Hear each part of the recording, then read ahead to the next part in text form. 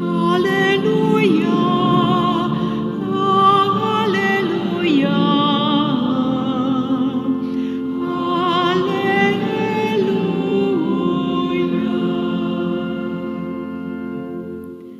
Hajdete za mnom, govori Gospodin, učinit ću vas ribarima ljudi. 할렐루야, 할렐루야, 할렐루야.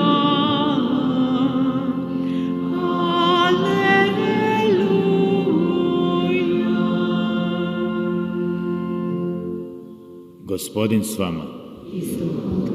Čitanje Svetoga Evanđelja po Mateju. Slava tebi, Gospodine.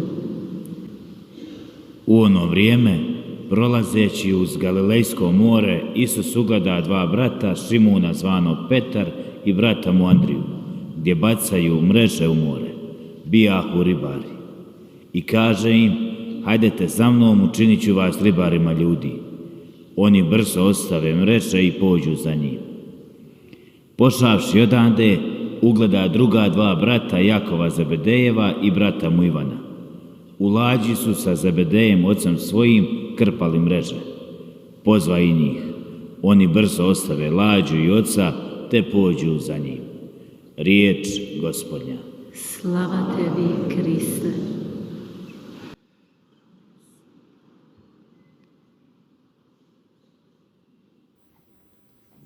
사랑하는 형제자매 여러분, 예수님께서는 갈릴레아 나자렛의 갈릴레아에서 당신의 공생활을 시작하십니다.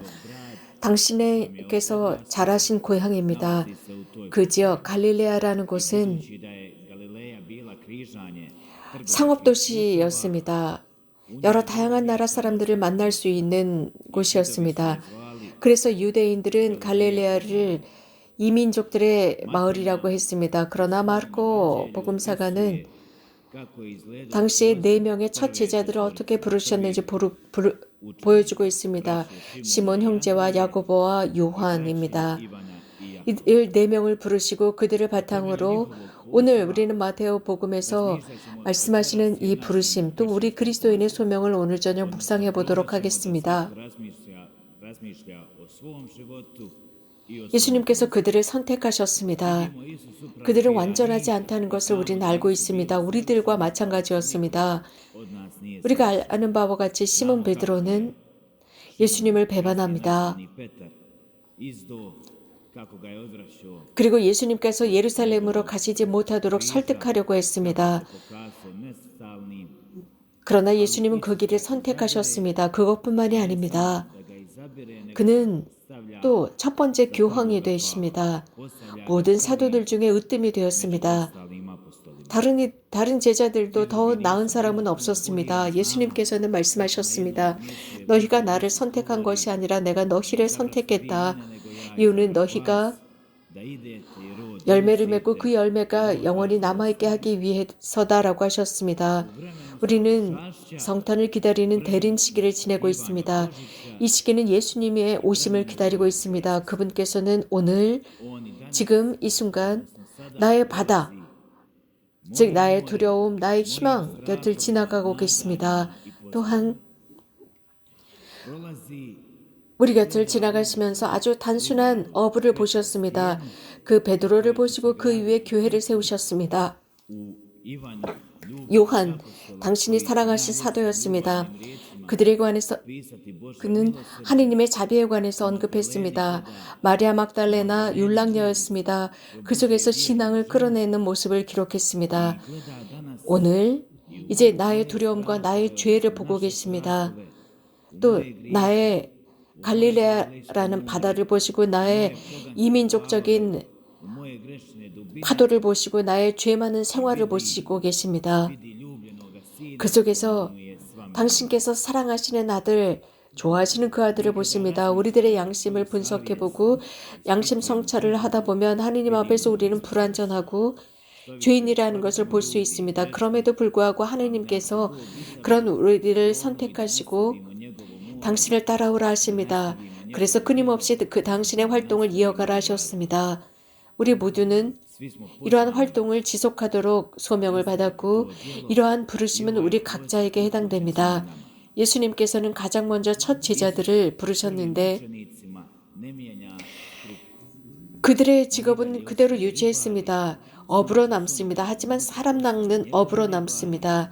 그래서 그분을 섬기고 또 그분을 위한 활동을 하도록 했습니다. 그들이 할 줄 아는 그 일을 바꾸지 않았습니다. 단 하느님을 위한 일로 전환시켰습니다.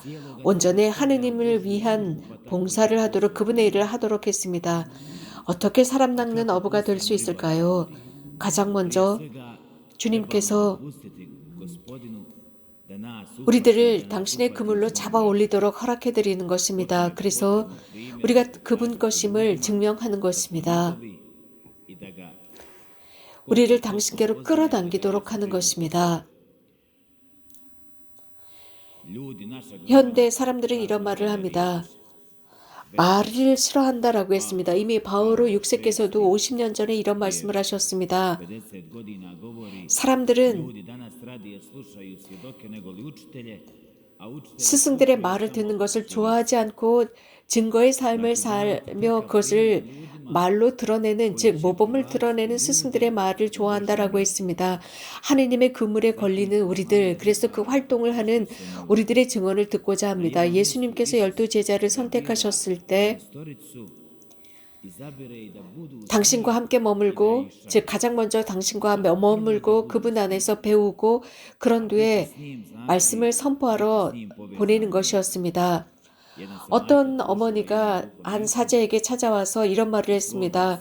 한참 사춘기인 그 아들에 대해서 이야기를 했는데 성당도 가지 않고 기도도 하지 않고 말도 듣지 않는다고 했습니다.